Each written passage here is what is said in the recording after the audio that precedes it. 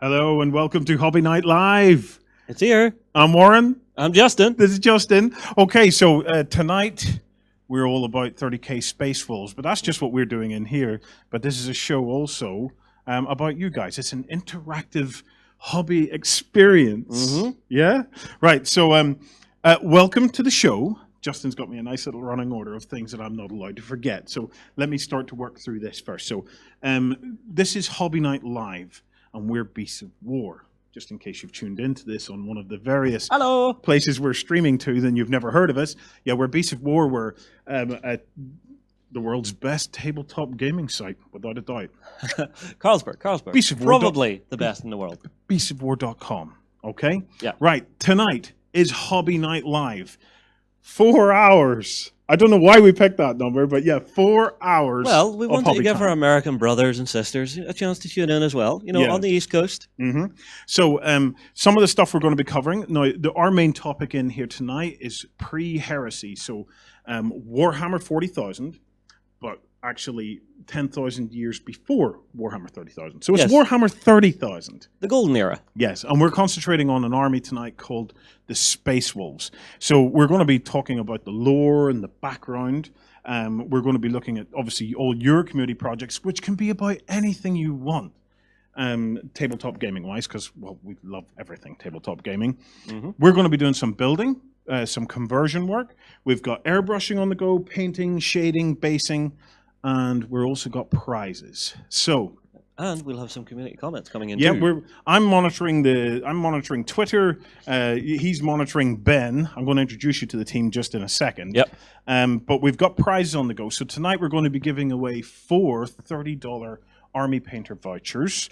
I believe we have a picture of that, and we're also giving away one of 4 grounds Gothic City range. So this is a building worth 80 quid.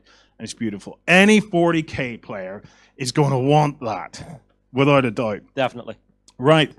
I love this because this item number 3, according to Justin, is how long will the live stream be running? Well, the live stream will be running for 4 hours, which I've already said. Yeah, I just wanted to make sure you didn't forget it. This is the best bit. Stuff. He says, and tell them what to do if they missed it. Yeah. Right.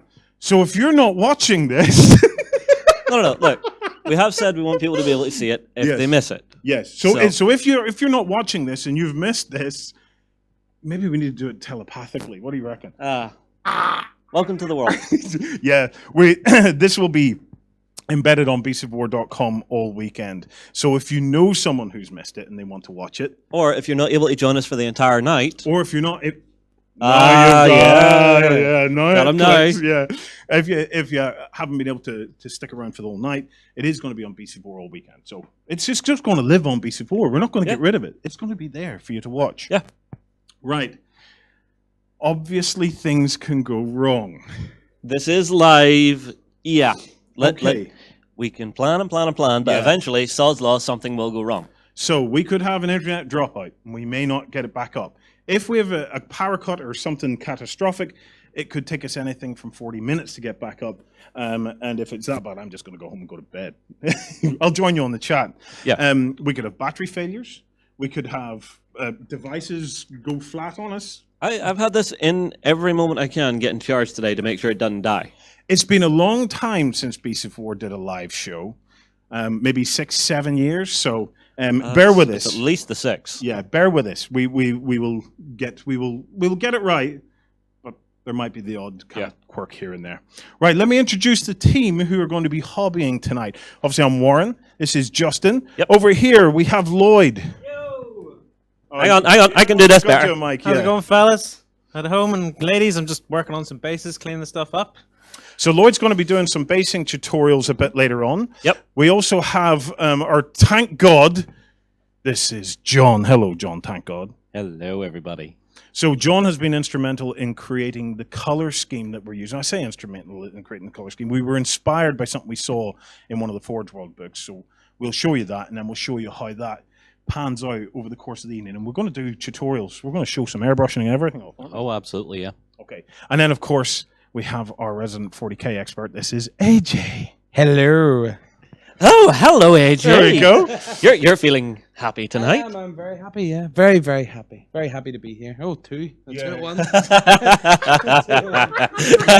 And here we go. Okay. Well, there's our first innuendo for the night. That's lovely.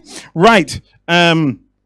How you can get involved. Okay, so tonight, as I said, if you want to be in a chance of winning those prizes and you just want to be a spectacular person, the ways to get involved tonight is on Twitter. We have a hashtag we're running tonight.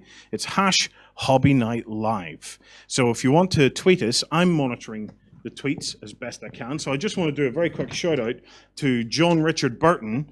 Oh my God, there's now loads of them. Right, John Richard Burton was tweeting, woo, only 40 minutes to go. We're also seeing Barry Shepherd's work on there at the moment. Let me see. Yeah, that's some Vikings and Blood Bowl Wood Elf team tonight. Ooh, very nice. Very nice. Very nice. And we have Mini Giant. He's on there. He's getting ready. So, yeah, if you want to get your actual work looked at, come over to beastofwar.com because we have a forum post, okay? And people that are in that forum post, you can type in bit.ly/your-hobby, and it'll take you to the forum post. If you haven't got an account on beastofwar.com, it's free.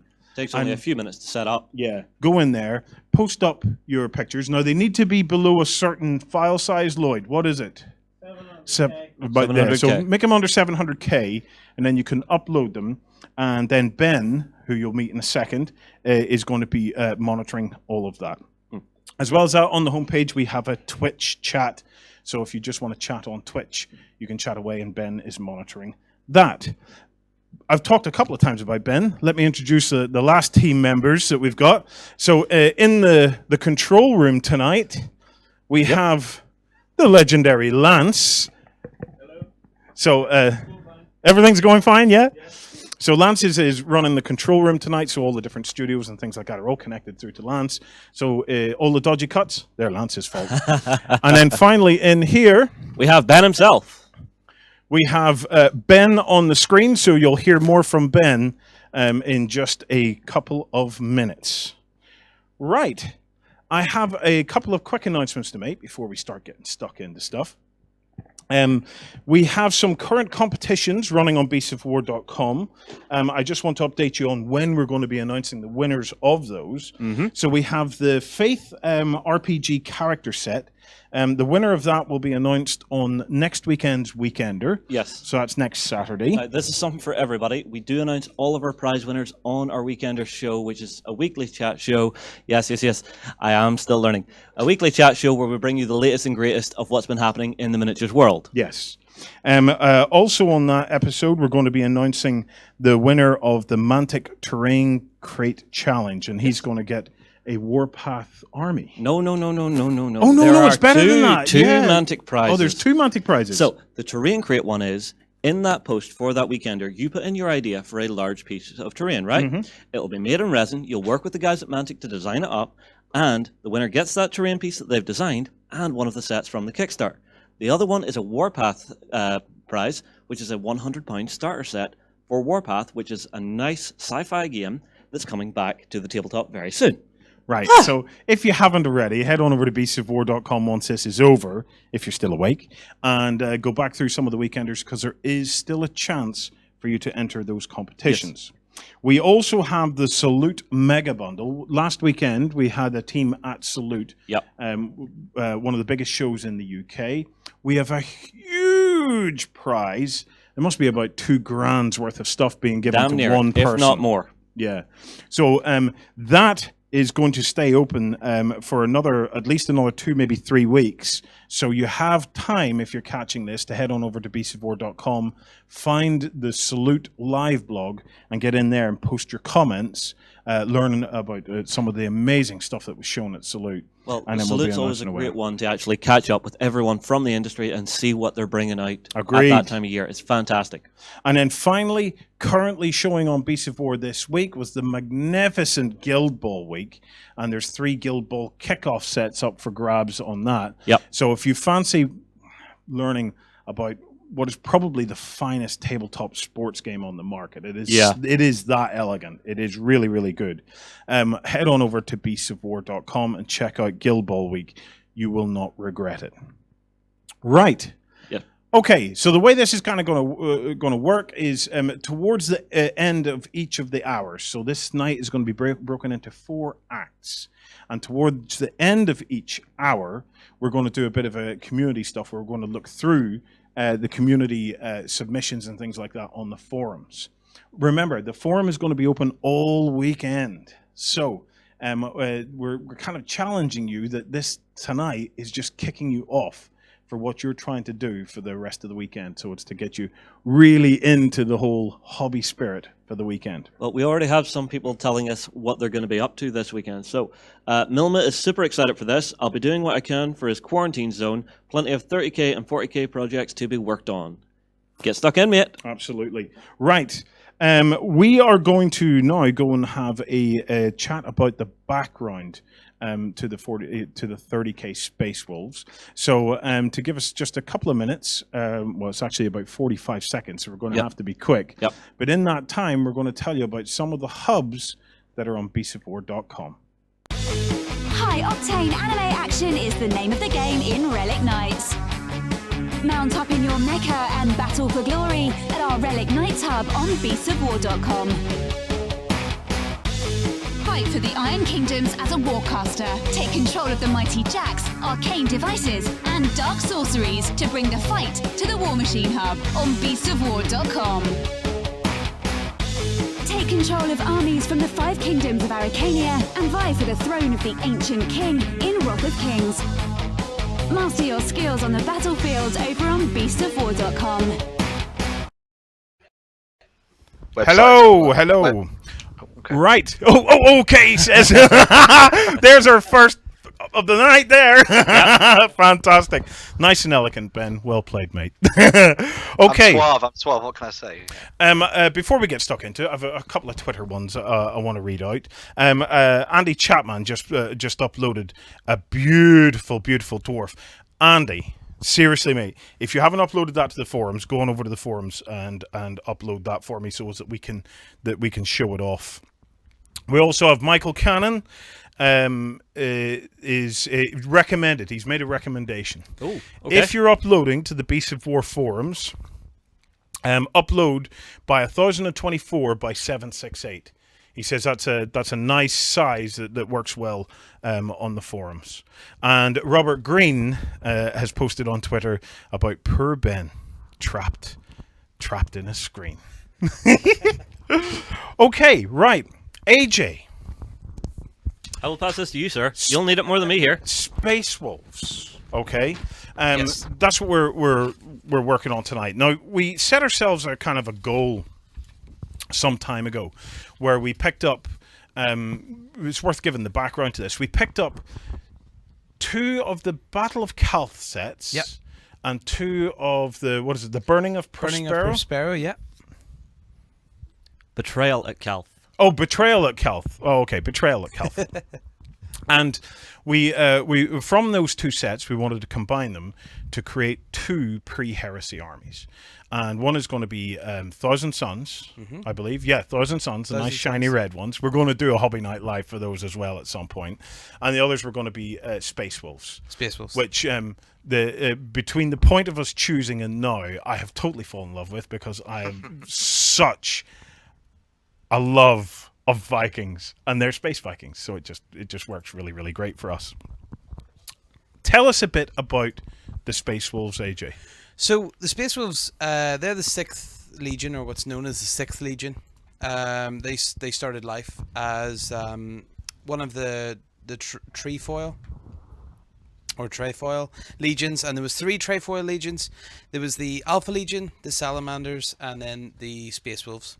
At this point in time, they didn't actually have names, and this is way before the Great Crusade. This is during the Unification Wars, and in actual fact, they didn't take part in the Unification Wars. Right. The Emperor had toyed with their gene seed, played around with it a little bit, and they were different from the other legions. So in actual fact, he held them back and kind of experimented upon them, I suppose. That's the only real kind of explanation that we can give. Yeah. We didn't see them until the very start of the Great Crusade. They were unleashed in the first expeditionary fleet. Yeah. They were originally made up. The Space Wolves. They were originally made up of kind of the most barbaric tribes on Terra. So even before they were reunited with their Primarch, they were already known as kind of quite vicious thugs, and had already had a bit of a Viking undertone to them. Right. So were they discovered on Fenris and brought to Earth, or were they on Earth and then taken to Fenris? Where did Fenris, their planet or their homeworld, fit into all of this? So whenever the Emperor had or whenever the Chaos Gods sort of scattered the Primarchs, what happened was the Primarch of the Space Wolves, he landed on Fenris, and Fenris was it's kind of a strange planet. It's a very interesting planet because it's what we know as a death world. Yeah. As we know, death worlds are very, very difficult to live on. You've got the likes of Catachan, which is all kind of jungle. Everything wants to eat you on Catachan. Everything wants to eat you on Catachan. Only real men come from Catachan, isn't it? So it's similar to that, only it has incredibly harsh winters. But in actual fact, the winters, as bad as they get, the whole planet freezes over. They go that far away from their sun. What happens is that they aren't the worst part of the planet's year, because it's what was that nice word? It's elliptical. Fenris's orbit is elliptical. I couldn't get that word earlier on. So it gets really, really hot, and then gets really, really cold, and then really hot again, and then really cold. Or it might actually be elliptical, in that it's cold, hot, cold. So there's a number of different ways an elliptical orbit could work. So by what you're describing, it sounds like that it kind of close passes the sun, and then kind of way out again. So what, like an egg-shaped orbit, I'm guessing? It's perfectly egg-shaped. There we go. Like your head. Yeah, so there's only a few kind of Earth sort of length months that the planet gets super heated, and in actual fact the whole planet kind of melts and reforms every sort of Fenris year. So for those few months, what happens is the islands that are on Fenris melt and reform into new islands. So the whole planet, the surface of the planet kind of changes then? Yeah. So sort of territory changes. So even the tribes that are there, they have to then refight wars to reclaim all of this territory. And in actual fact, Lemon Rust promoted this in true Viking form. This was kind of like there was a fighting season where they had to sort of fight to claim the territory, because it kept the tribes strong. Oh, I'm in love. I'm in love with this. So, Warren, have you read the Ragnar Blackmane trilogies? No, I haven't. They actually follow a young warrior from the world of Fenris, going from basically villager who's just turning into a young man to full-on space wolf. So it's really interesting. It takes you through their full training regiment, how they actually train their initiates, right up to being full-blown space wolves. It's great. Yeah. So we've marked some pages during the course of tonight. All of our work is based on this book. Let me move some of this stuff out of the way. There we go. So this is Horus Heresy, book 7 from Forge World. Have I a slightly wider shot? No, I don't. In this, AJ, you've marked some pages for us. So let me get the first page open there.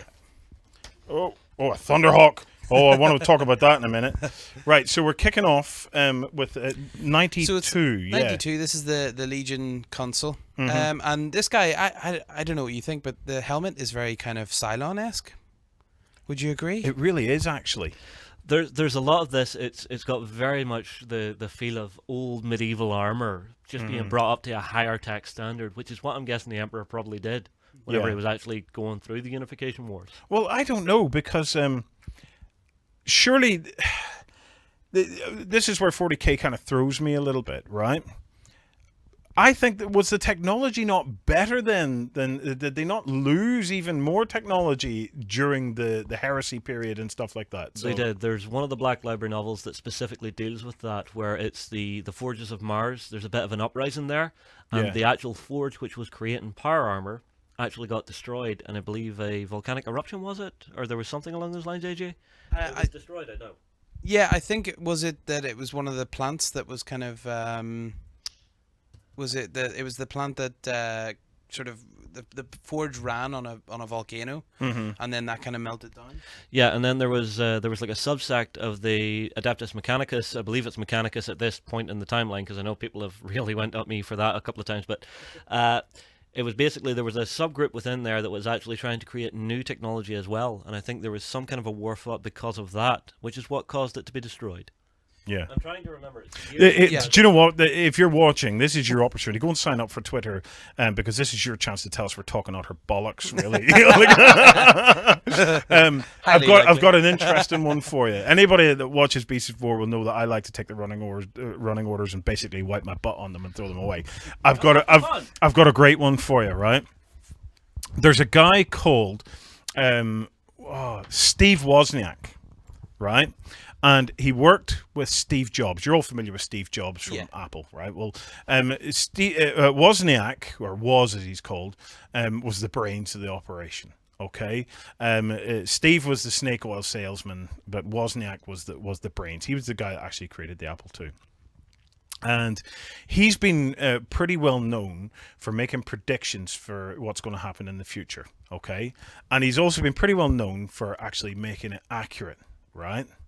I think he's a closet 40k player, because the last round of predictions that he put out, right, he was talking about how we're going to have flying cars, we're going to go all this, we're going to have space travel. He thinks we have a random chance of meeting the aliens. So in other words, he's no idea whether we're going to meet the aliens, but he's convinced that we're going to make it to Mars, and all of the industry is going to move to Mars. So either we way back, we have a series on the site called 40K Charted, where AJ took me through it in the first episodes. In fact, they're all on YouTube for free now, and he took me through it's a series called about the Emperor. And he was telling me about how the Emperor was probably wandering through Earth even during our time before it got there. I think Steve Wozniak is the Emperor, okay? And he's out there making these predictions, and it's just totally going to happen. So Forge Worlds, yes. So hang on. He's just sitting there going, soon my time will come. Yes, absolutely. Right. But it does make sense to actually move the industry to Mars, because you have an entire planet there which has untapped resources. Yeah, it also moves all the pollution off our planet so we can live in a nice place. Well, we're thinking from different sides of it. However, if you think Kickstarter's a pain in the ass waiting for your stuff to come from China, it's about to get a whole lot worse. Okay, so AJ, back to the book, the Legion console.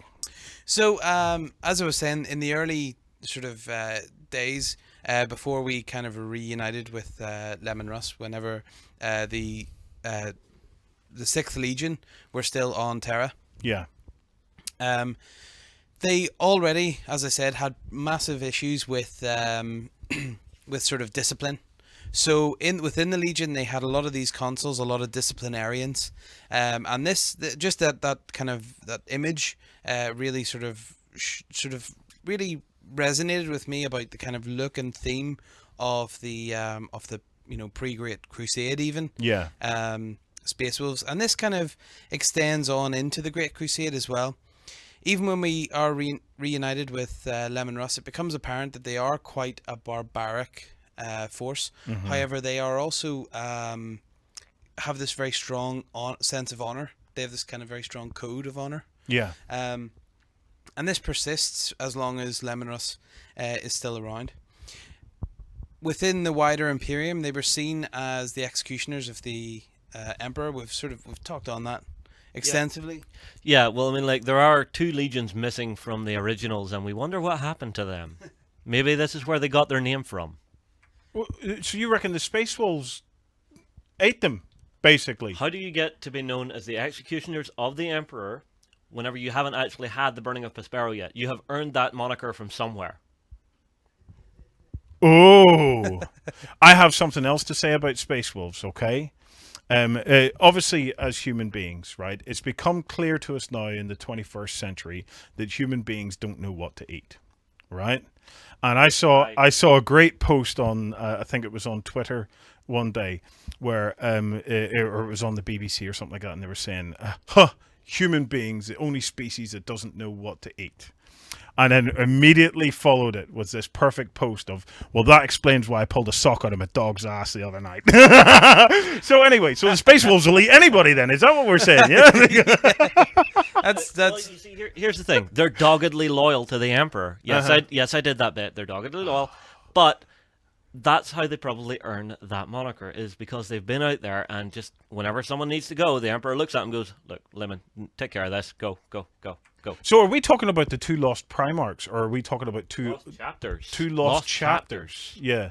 You know, they have to earn it somewhere, so I'm guessing it's one of them or both of them. Oh, I don't know. If you know anything about it, yeah, tweet us on that one. So it's even two lost legions, so there were entire legions that disappeared. So it's even more than that. So yeah? it's probably even more than just chapters, you know. So you know, they certainly it's I think it's Scars. Yeah. Is it the book Scars that it's hinted at? It hints that Lemon Russ had kind of been involved in getting rid of the two previous chapters. If anyone, oh, there we are. Yeah. if anybody knows, if anybody knows, where we are. Post. It's also referred to during the Council of Nicaea whenever psychers are banned, because the entire place was built, but there were two chambers for two of the chapters that were left unoccupied. And there's a moment in the book where the Primarchs are all together and talking, and it gets mildly uncomfortable whenever they're looking at it, and it's referred to. Right, he's getting me going. Look right over your shoulder, right, and pass that over to me. I think I'm going to take this home. It's a So fantastic read. so if any of you guys have ever read the Space Wolf Omnibus, send me some tweets and let me know if this is a good read, because I reckon it's time to get a bit of a Space Wolf juicy kind of fiction going. It was probably one of the first series of books where we actually sort of really found out what Space Marines could do. For example, there's a bit in it where he flips a Predator. I don't know why that bit stuck in my head. I don't know. There's the moment whenever they're just out of being, fully buffed up, and one of the attendants hands him a rock, and he's just like, "Well, what am I doing with a rock? Just close your hand around the rock. It's got no significance." Closes his hand around the rock, and he doesn't realize, but he's turned it to dust because he's so strong now. Yeah. You know, so it's that level of enhancement is just insane for Space Marines. Well, you were talking about how the Space Wolves, they weren't even involved in the reunification wars. No. So what was their first kind of major engagement? What was it? Where was the first real fight, external of themselves, that is, where we started to see them show their stuff? You're testing me now. I can't remember the name of where the first battle was. But I know that it was in the very early stages, because they were actually part of the first expeditionary fleet. Yeah. Now we know that the expeditionary fleets get into, I think the highest one that I can remember is 862. So like there's a lot of expeditionary fleets. So you can imagine if they're part of the first one, they're probably just getting out of the Sol sector and into kind of within very early reaches of Terra. They did, however, go on to. Actually, I'll just go back a little bit. Yeah, because I actually want to interrupt you there, right? Yeah. If they were part of that Great Crusade, for me, I find actually the Great Crusade even more interesting than the Horus Heresy, right? Because one of the drawbacks potentially of the Horus Heresy stuff that we're seeing is it is very much Space Marine versus Space Marine, okay? And in 40k, you have these nice juicy Xenos. Okay, so you've got the orcs, the Tau, the Tyranids that you can go after. I've got to say, I really like the Great Crusade, because do you remember in Horus Rising? This is the book that kicked it all off for most of us. You know, it's like you have a love for 40k, and then you read Horus Rising, and suddenly the love goes so deep that you'll never get rid of it. But at the start of Horus Rising, they're on the tail end of that Great Crusade, and they're fighting. Is it the mega arachnids? Yeah. And it's. I really would love to explore that, Ben. Well, what are the opportunities that are open up to us if we take this 30k army we're building, and at some point say, well, actually, we don't want to just beat up Space Marines. Let's roll it back even further. Yeah. to the tail end of the Great Crusade, like we could fight anything. Well, Well, I've heard a lot of people talking about the ideas for playing against Xenos and stuff like that in the the world of 30k. For example, orcs potentially would have existed somewhere on the fringes of the galaxy. Obviously, you wouldn't have had the likes of the Tau being involved in any of this, but you might have potentially had things like the Eldar thrown in there too, which would be pretty fantastic. Yeah. The Eldar are certainly one of those forces that have always sort of been there in the background, hanging about. So it'd be fun to see where that would go. And obviously, they're always this purveying force in the background of everything that happens in 40k, so you could almost have this carry on in this long narrative between your force now as you're playing as the Space Wolves in 30k onto like a potential 40k force in the future and stuff. So Yeah. I suppose as well, even though we know that the Necrons are supposed to, in the 41st millennium, to be starting to kind of sort of rise again, but I suppose if their tomb worlds were disturbed, they would still sort of have awoken. There is reference to that as well, because the problem is whenever those Necron tomb worlds are actually, invaded and woken up, they wake up, they wipe out everyone, and then they go back to sleep. So there's no records of it. So you can fight that, not a problem. Yeah. Well, there's other opportunities though. Like although we're mentioning the races that are prevalent in 40k, you could pull any race, right? Yeah. So, like, we have a fantastic range of pre-paints that came out of Rackham for AT-43, okay? They're big sapien guys, okay? Big gorillas and stuff like that there. You could totally do a great crusade on them. Well, there was you mentioned the mega arachnids. Yes. There was a sort of very intelligent sort of alien life form that was sort of guarding the mega arachnids area of space. I don't know if you remember this. Yes, I remember It's those, sort of- yeah. And I don't know whether they would be represented by the likes of our simian Yeah. force. Yeah. You could basically look at any of the other kind of weird sci-fi ranges out there, especially the defunct ones. Like imagine picking up the miniatures from the old Starship Troopers. There's your mega arachnids right there. Well, the other thing is you can do human-alien hybrids, because whenever the Dark Age of the world came along, everybody was cut off. And I've actually seen within the novels a couple of human societies that actually sort of bonded and joined with the alien races around them and actually became a coalition with them. Yeah. So you could see humans fighting with alien races as well, which would be very, very cool. One of the things that I've seen people, because we sort of alluded to a little bit with these sort of arachnid style creatures, is going down the route of creating strange and weird monsters and stuff. Because obviously there has been a lot of worlds out there that haven't been explored and hadn't been touched, and so nature had reclaimed most of these places. And so you could almost have your legions basically marching through jungles, fighting off against the likes of effectively dinosaurs in many ways, and just seeing how that sort of played out. Because it'd be quite fantastic to have the idea of like these legionnaires sort of landing on these planets for the first time and then having to deal with this sort of natural fauna and flora that's all around them and stuff. So Could be pretty cool. Maybe a little bit of like a board gamey style thing going on there. Something as well. down along Pretty the cool. lines of taking the lizard men into space. It could be. Yeah, it could be yeah. kind of fun. That would be kind of freaky, actually. It could be kind of fun. And there's always the threat of the Harud, isn't there? I mean, we've Yes. heard about them forever, but Harud? there was a sketch of one in the 3rd edition rulebook. There was kind of a little sort of corner of one of the pages that had all these random Xenos races. There was a Necron and things like that, and then one of them was a Harud, and they're mentioned several times in the fluff. There's kind of these uprisings. They were all fighting a Harud uprising. So it's always been a race that's there but never brought into the fold. Has anyone else? Ben, have you ever come across those guys? I haven't actually, no. Although a lot of people in the chat are talking about them, and I'm very wanting to sort of work out a little bit more about what they are. I might have to go and wiki them and find out more. Yeah. You see. No, I'm going to head back out into the hobby hole just in a couple of minutes, just to find out what's going on out there before coming back in to get an update on the community stuff. That'll give you a chance to get it all fired up on the machine and everything all working. We did say we're live. Yeah, Things can go wrong. Before I do that, though, AJ, you'd bookmarked another page for us here. It's good for the Skyfallen Fortress. Let me show that.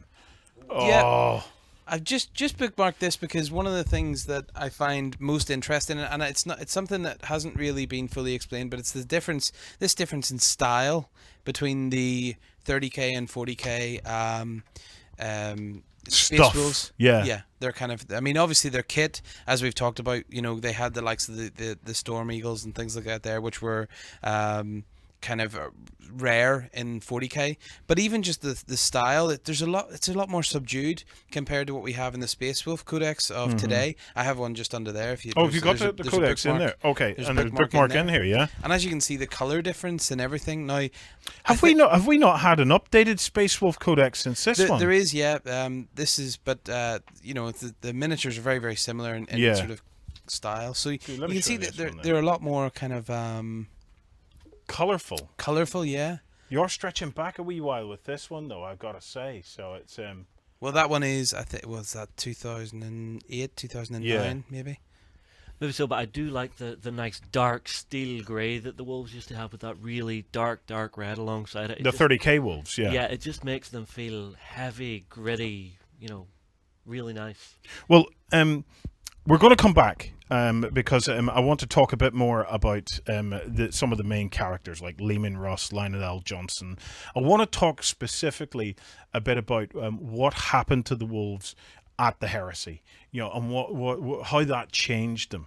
Okay, so that we can get a real kind of feel for where they're going. But first things first, I want to take a very quick break just to tell you about some more of the hubs, to give me a chance to get back out into the hobby hole and see how everybody's getting on out there. So, all being well, we'll take a break now. A world of hideous nightmares awaits in Kingdom Death Monster.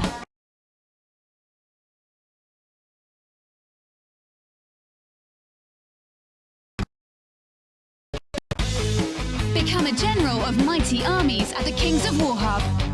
Take command of elves, dwarves and orcs in this game of massed fantasy combat on beastsofwar.com. Greek mythology rages to life in mythic battles pantheon. Become a god and command heroes and monsters in a battle for Olympus at beastsofwar.com.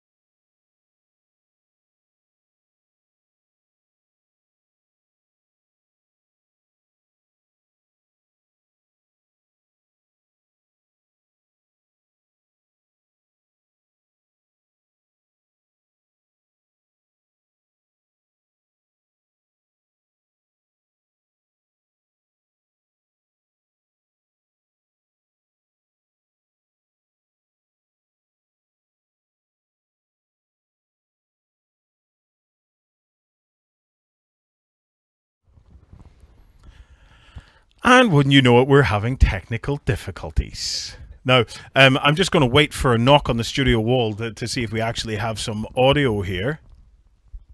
I can hear you, Warren, if that helps. Yeah, so we're getting a bit of audio so you can hear this. Right, we are going to actually have to take a few minutes to close the stream and restart the stream. Now, it might take up to 10-15 minutes for us to come back.